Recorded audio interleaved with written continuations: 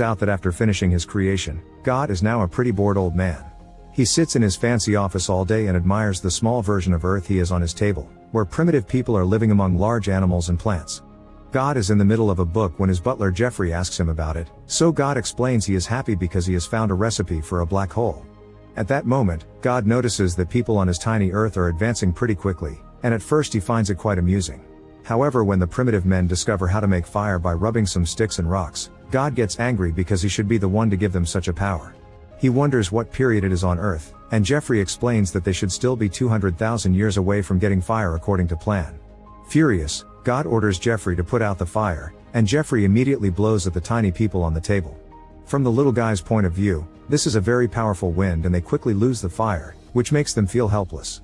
God feels satisfied and goes back to his book while complaining about how much humans annoy him. Then God orders Jeffrey to drive the little people into a cave, so Jeffrey swipes his hand over the small Earth's ground, which scares the elephants.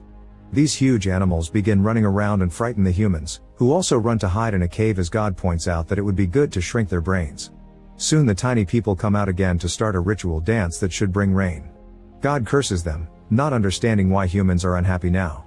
Jeffrey explains that they forgot to turn off the drought on Earth, so God sighs and lets Jeffrey give them some water. Jeffrey is surprised that God is being merciful for a change, then he proceeds to throw some water on the small Earth with his spray bottle. The little people raise their hands to celebrate the rain, but God can only laugh at their reaction.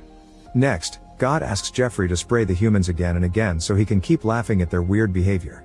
Once he is satisfied, God returns to his book while ordering Jeffrey to release a plague. Shocked by this sudden change in God's mood, Jeffrey picks up an antique box to retrieve a very creepy-looking vial.